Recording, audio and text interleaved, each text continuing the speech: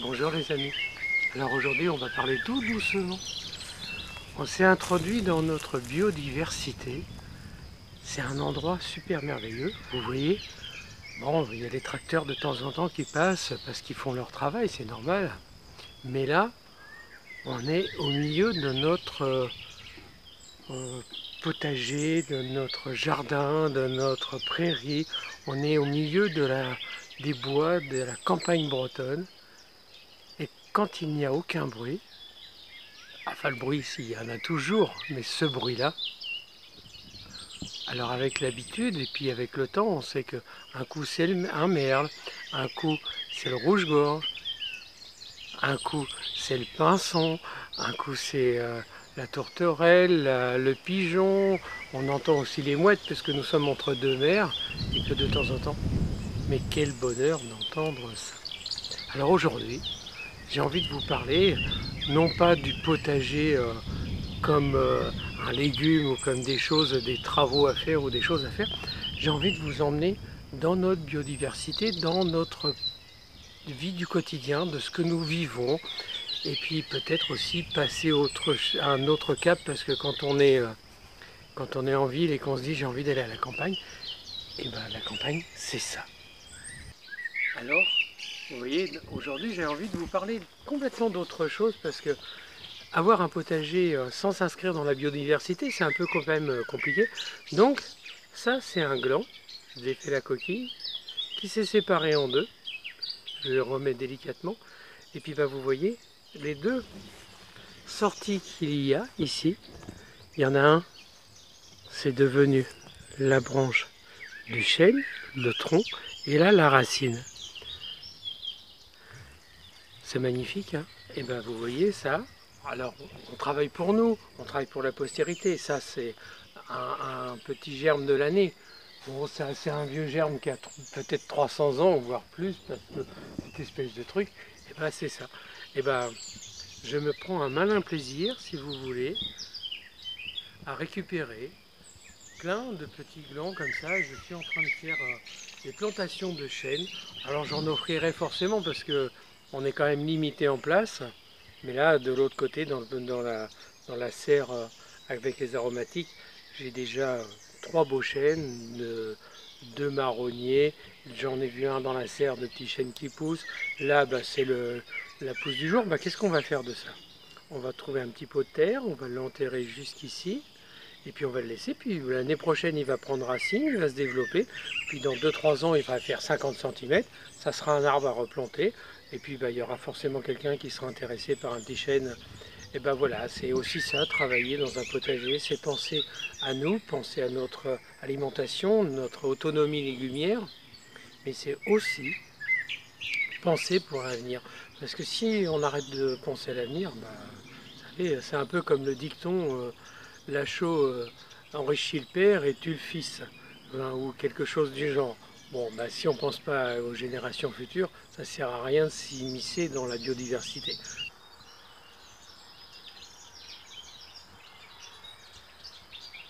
S'inscrire dans la nature, c'est la respecter bien évidemment. Et puis bah, aujourd'hui, voilà, ça c'est notre compost qui est en train d'évoluer petit à petit. Donc il y a déjà plusieurs strates. Bientôt je vais l'arroser abondamment, je vais encore le retourner, je vais le sortir, je vais le remalaxer, je vais le remettre en place. Là c'est des couches de feuilles de feuilles d'automne. Non mais c'est notre vedette, hein. Elle nous vole la vedette systématiquement. Je pense que c'est la réincarnation d'une vedette de cinéma. Je ne sais pas laquelle, mais elle est extraordinaire pour ça. Toujours en train de faire la belle, elle est magnifique de toute manière. Donc le compost. Le compost, c'est des strates. Donc là, c'est la dernière strate, c'est les herbes de tonte. Mais en dessous, il y avait du compost de l'année dernière. Il y avait des feuilles. Nous, on garde tous les déchets verts de la cuisine. On en fait une strate. On garde les feuilles et de la matière carbonée qui vient du jardin. C'est-à-dire que toutes les feuilles de marronnier ici sont mélangées. Ça fait une petite couche. On prend du carton naturel, c'est-à-dire que les cartons qui n'ont pas de plastique, qui n'ont pas beaucoup d'encre, qui sont plutôt naturels, on les met à tremper, on les déchiquette, on met un peu de résidus de bois, donc ça fait du carbone. les déchets alimentaires, les déchets verts. On met, nous, puisqu'on a des bouffeurs en ce moment qui viennent et que nous sommes sur toilettes sèches, et bien les toilettes sèches sont vidées dedans, ça fait ça. On met du purin et puis on fait des strates et des strates et des strates et des strates. Et puis une fois qu'on arrive en haut, ben on remue tout régulièrement. Alors ça c'est mon endroit pas secret, mais c'est ma caverne d'Ali Baba, c'est l'endroit réservé aux garçons. Très honnêtement, c'est mon endroit de cafucho, de bordel. Là dedans, j'ai tout ce qu'il me faut pour pouvoir faire un potager. Des barres de plastique, du grillage, des tuyaux. Et puis bah là, j'ai commencé tous mes purins. Vous voyez, donc les purins, il faut quand même les conserver un peu à l'ombre. Je les ai faits il y a 2 jours. Je cherche un petit bout de bois. Oh tiens, il y en a là. Pas besoin d'aller loin. Voilà, donc les purins, voilà. Ça c'est du... Est-ce que vous reconnaissez la petite fleur, Sandrine? Du sureau. Du sureau, voilà, génial. Donc là il y a du sureau. Là c'est de la prêle. Alors la prêle j'en ai pas fait beaucoup. Parce que d'abord j'en avais pas énormément. Et après il faut leur garder une petite part d'ombre. Donc après bah, ici vous avez, ça c'est les orties. Donc les orties très importants. Oh ça pue. Ah bah oui, hein. Alors, vous voyez, ça mousse. Je sais pas si vous voyez bien. Ça mousse. Donc je les garde tous plus ou moins à l'ombre et au frais. Voilà, hein, comme un peu on fait pour le bon vin. Voilà, donc tout ça c'est caché. Donc là-dedans, bah, voilà, je vous renvoie sur la vidéo qu'on a. Parce que notre but, nous, que nous avons chez Popote et Potager, Sandrine et moi, c'est de vivre au plus près de la nature, en faisant les choses qui sont utiles pour que nous puissions nous nourrir. Nous avons entrepris de nettoyer 1 hectare qui était complètement lâché depuis 18 ans. On a beaucoup de déchets, beaucoup de ferraille, beaucoup de pneus, beaucoup de choses. On nettoie tout. Quand on sera arrivé au bout de l'hectare, qu'on aura tout nettoyé, il n'y aura plus aucun déchet. On pourra passer à un mode différent de travail. Mais c'est vrai qu'aujourd'hui, bah, petit à petit, on ramène la biodiversité. Je ne vais pas aller acheter des produits phytosanitaires pour pouvoir faire ça, alors que j'ai tout dans le potager. Donc on a de la consoude, on a de l'ortie, on a de la rhubarbe, on a du sureau, de l'absinthe, de la fougère, j'en ai 7 en général, et de l'ail bien sûr. Voilà, donc ce sont mes 7 purins que je fais tous les ans. Ils sont en train de macérer. D'ici une dizaine de jours, je vais les retirer, je les mettrai en bouteille. Et selon mes besoins, eh ben, ou je vaporise, ou je arrose. Bon, vous n'étiez jamais rentré dans notre atelier. Bon, ben, ici, si vous regardez, puisque c'est derrière moi, c'est notre prochain projet. C'est notre four à bois traditionnel qu'on va construire. Là, on va le construire cette année. Et on vous montrera toute la cuisine au feu de bois. Il est là, il attend. J'ai encore un petit peu de travaux à faire, de la maçonnerie pure et dure. J'aime pas ça. Mais bon, il faut le faire. Donc dans tous les cas, ça sera comme ça. On continue notre petite balade.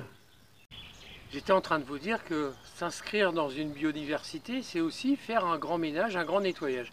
Alors on n'est pas les seuls à avoir acheté quelque chose qui est ancien, qui a été pas abandonné, mais qui a été laissé en désuétude. Et puis bah, vous voyez derrière moi, et bah, c'est le travail qui nous attend. Et puis petit à petit, on est en train de tout reprendre. Puisqu'on vous montre des belles images de notre potager, qu'on va aller voir dans quelques minutes.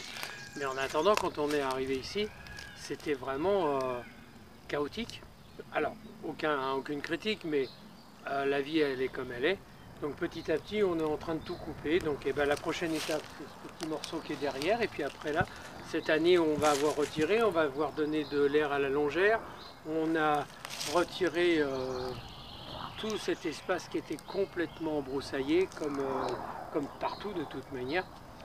Mais s'inscrire dans la biodiversité, avoir envie de venir à la campagne, c'est ça aussi le challenge, il est là. C'est-à-dire qu'aujourd'hui, on a une vision différente de ce qui se passait dans le temps.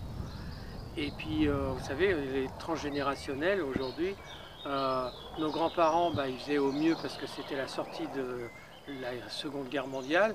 Donc ils faisaient dans l'immédiat pour pouvoir nourrir la population et se nourrir eux-mêmes déjà.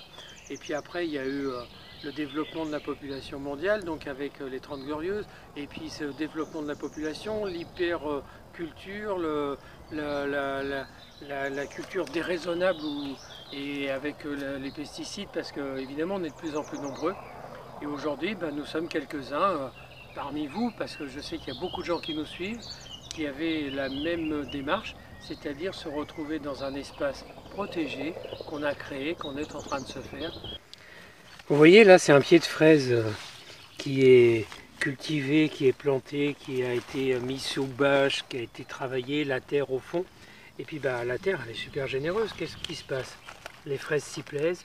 On va avoir des fraises magnifiques d'ici une quinzaine de jours ou 3 semaines. Ça va être magnifique. Et la nature, c'est pas que ces fraises-là. Donc si vous voulez, le but d'un jardinier, c'est de travailler en respectant la nature, en respectant les bonnes associations, en étant près de sa terre, près de son jardin. Et puis quand on a l'opportunité de trouver des choses, ce qui m'est arrivé ces jours-ci, je me faisais une petite balade, je suis tombé sur des fraises des bois. Fraises des bois, elles étaient prises entre des pierres sous des arbres, donc je pense que c'est une construction relativement moderne qui fait que c'était un carré où il y avait des fraises des bois à l'époque. Et puis dans les pierres, elles étaient en train de souffrir, donc j'ai pris une douzaine de pieds, je les ai ramenés à la maison.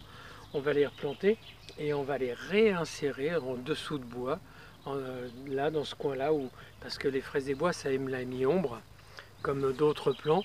Et puis c'est un peu notre travail de jardinier de savoir acclimater les légumes, de leur donner ce qu'il faut dans la terre, de respecter la terre, de l'alimenter, de travailler sur le fond, et puis aussi pour avoir des beaux légumes, d'être autonome, avoir cette vie saine avec que des légumes qui sont bons et qui sont frais. Je pense qu'aujourd'hui tout le monde a conscience de ce qui est en train de se passer. Et voilà, donc et d'avoir notre potager, c'est un petit miracle quelque part. Je dis tout petit miracle parce que c'est beaucoup de travail, donc s'il n'y a pas de boulot, il n'y a pas de miracle. Allez, on va aller voir nos petits fraisiers des bois et puis après on continuera de discuter de tout ça. Et voilà ma dernière petite trouvaille, ma petite rencontre des fraises des bois. Donc je les ai ramassées, je les ai remis dans des pots. Donc là, elles souffrent un peu parce qu'elles ont été déracinées et puis réenracinées et puis plantées dans des pots. D'ici quelques jours bien à l'ombre, parce que ça aime bien la semi-ombre, et elles vont reprendre de la force, et puis j'espère qu'on en mangera quelques-unes. Vous voyez, c'était les premières qui arrivent, c'est magnifique ça. Et l'année prochaine, on a 12 pieds, on va essayer de faire un tapis, ça va se développer. Et puis d'ici 2-3 ans, c'est un peu comme l'ail des ours, on l'a implanté dans notre sous-bois, et puis d'ici 2, 3, 4, 5 ans, on aura peut-être un tapis d'ail des ours, un tapis de violettes parce qu'on a déjà des violettes, et puis évidemment des fraises des bois. Et là franchement, une petite tarte à la fraise des bois, je ne sais pas si vous avez goûté déjà ça.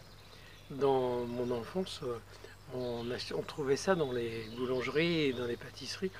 J'en ai jamais revu depuis bientôt 50 ans. Faire un potager, c'est aussi faire ses semis. Alors cette année, on a commencé à faire nos semis parce que jusqu'à maintenant, on n'avait pas eu le temps de s'équiper. Donc là, vous retrouvez des poivrons classiques, des poivrons au chocolat, tiens, ils ont disparu, ou du moins ils ne sortent pas. Donc ça, c'est les aubergines, là des amarantes, le fenouil n'est pas sorti non plus, il n'y en a aucun, donc les graines n'étaient pas bonnes. Ça, ce sont des petits pieds de tomates, je pense que c'est des tomates cerises, vu la tête qu'il y a. Derrière, vous avez les betteraves, vous avez du basilic pour le potager, de la patate douce, les choux qui vont arriver pour toute la saison, les épinards, on en parlera, on a fait 3 séries de culture d'épinards, épinards à la volée, épinards en rang en pleine terre, et puis les épinards en godet. Et je vais finir par y arriver à faire mes épinards. Et puis après, il y a tous les choux, les autres salades, ça c'est de la coriandre, voilà, donc c'est notre petit coin, donc tout ça donc, toujours dans le respect de la nature, avec les bons jours. Les salades, ça y est, on est en pleine culture de salade et on les récupère. Là, les cornichons, vous voyez, c'est en permanence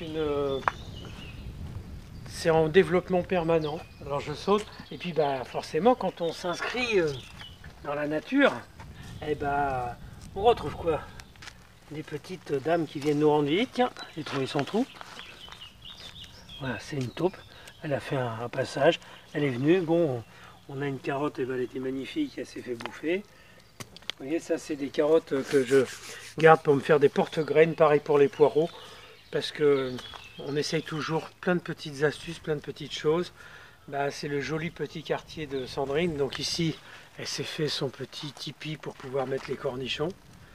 Alors il va y avoir un petit peu de nettoyage forcément. Et puis après, il y a les fleurs partout. Parce que un jardin sans fleurs, c'est comme un pantalon sans poche. On va dire ça comme ça, pour pas aller plus loin. Vous voyez cette petite pierre, bah, ça fait des années que je la promène. Et ben, on met un petit peu d'eau dans le trou naturel qui a été posé dedans. Je ne sais pas comment ce trou est apparu dedans, hein, mais dans tous les cas, il est là. Et j'ai trouvé ça magnifique. Et puis on met de l'eau dedans. Et puis vous savez à quoi on pense? Les oiseaux. Ils viennent se prendre des petits bains.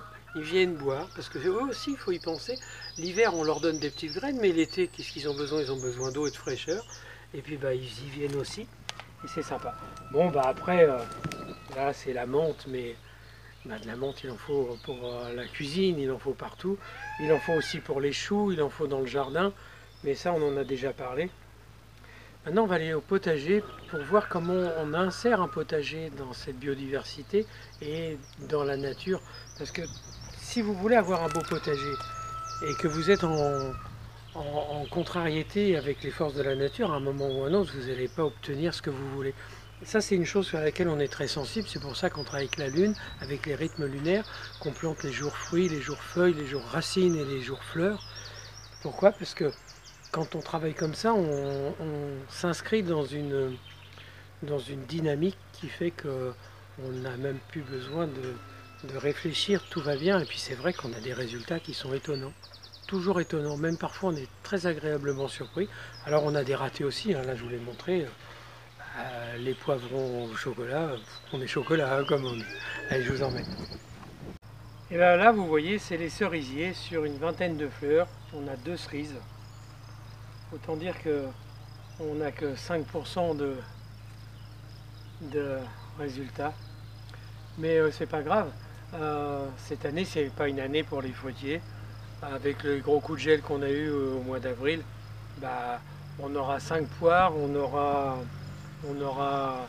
10 cerises, bon, c'est pas grave. On attendra l'année prochaine une meilleure année. Quand vous respectez un peu le rythme de la nature, la matière dont ils ont besoin dans le sol, et que vous pensez à travailler le bon jour, que vous faites les bonnes choses, et vous avez forcément des très beaux résultats. Et puis c'est ça, jardiner quelque part, c'est penser à respecter tout ce que l'on fait, être en communion avec la nature, la biodiversité. Et puis là, on arrive à avoir un potager qui est merveilleux. Alors après, c'est beaucoup de travail, mais le travail du potager, c'est tous les jours un petit peu, ou parfois beaucoup plus qu'un petit peu, mais dans tous les cas, c'est tous les jours être dans son potager. Vous voyez l'exemple des petits pois, et ça y est, on a préparé la terre avant, on a bien amendé. On leur a mis des petits pots pour bien qu'ils poussent. Ça y est, ça commence à grimper, ça s'est attaché. Ça va, dans un mois d'ici, on aura des petits pois qui seront déjà à entre 50 cm et 1 mètre. Ça va très vite après. Et notre démarche, elle est là au quotidien, c'est notre réflexion.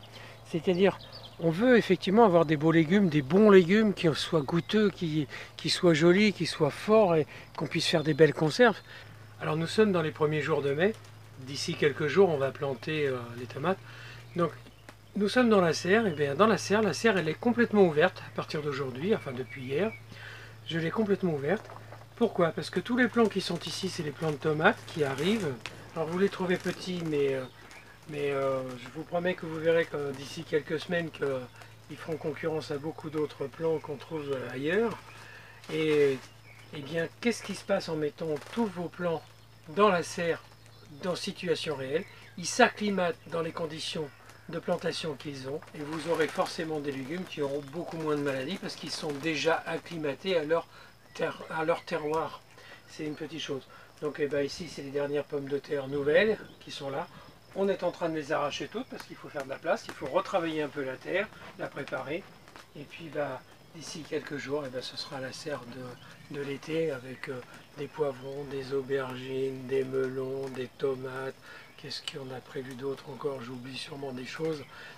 Vous avez vu devant l'espace des aromatiques de Sandrine, il y a une petite serre avec des salades. C'est la première série. Ici, c'est la deuxième série de salades qui va, elle, en pleine terre. Je leur mettrai un filet pour pas qu'elle se fasse dévorer. C'est la même variété, c'est de la laitue à pia, enfin de la salade à pia. Et on va la mettre là-bas et puis ça va pousser. Puis on aura une continuité dans notre culture et dans nos salades. Ça va être super sympa. Pensez à renouveler tous vos légumes, c'est-à-dire que les carottes, les navets, les haricots verts, ça se replante plusieurs fois, espacé, surtout les petits pois aussi, j'allais oublier. Ce qui vous permet, si vous voulez, de travailler sur la longueur du temps. Nous sommes en début mai, la vraie saison, ça commence à partir de maintenant. Vu les conditions climatiques, hormis le 7 dans 2 jours où il y a du vent du nord qui est annoncé, je ne pense pas qu'on aura un gros coup de froid, quoique le vent du nord, quand il est assez fort, il peut faire baisser les températures et le vent froid peut faire comme un coup de gel, donc attention à ça. Et puis ça y est, vous entendez nos voisins, ils travaillent. Oui, on est en pleine campagne. Ils sont en train ils ont coupé l'herbe pour faire du pâturage, pour faire de l'aliment naturel pour les vaches, c'est de l'herbe. Et puis aussi, il faut bien qu'ils nourrissent tout le monde.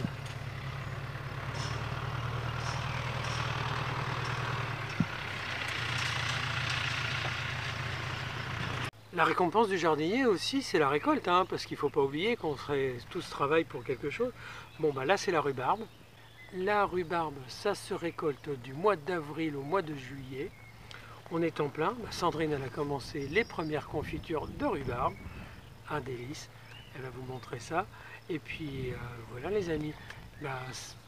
Avoir un potager, c'est aussi penser à sa terre. C'est penser à nettoyer, retirer tout ce qui n'y va pas, tout ce qui ne devrait pas y être. Donc ici c'était une pleine campagne qui était abandonnée. On retire tout, les pneus, les fers, plein de choses qu'on trouve comme ça, épars et variés, du grillage, des choses. On est en train de tout nettoyer. D'ici quelques années, ce sera un endroit merveilleux. Dans tous les cas, on sait que ça fonctionne bien parce que vous avez entendu tout au début, on a des oiseaux tout autour de nous, toute la journée, ça piaille, ça vient dans le potager, ça vient gratter, on les voit, les bergeronnettes là, qui nous courent devant parce qu'elles ne sont pas du tout farouches, elles sont à 1 ou 2 mètres devant nous, elles marchent devant nous, elles nous accompagnent. Bon, il faudrait mieux de faire attention à Arwen parce qu'elle n'est jamais très loin non plus. Et puis les rouges-gorges qui viennent à chaque coup qu'on a travaillé. Vous l'avez compris, on est à la demi-saison potagère. J'avais pas envie de faire une vidéo légume par légume ou des choses comme ça pour vous montrer ce que l'on fait.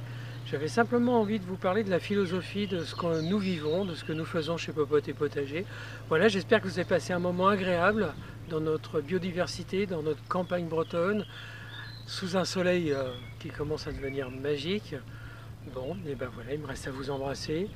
À très bientôt pour plein de nouvelles choses, plein de nouvelles aventures. Vous savez qu'on est toujours avec plein de rebondissements. On vous en apportera encore quelques-uns d'ici quelques jours. Je vous embrasse très fort et puis vive le jardin.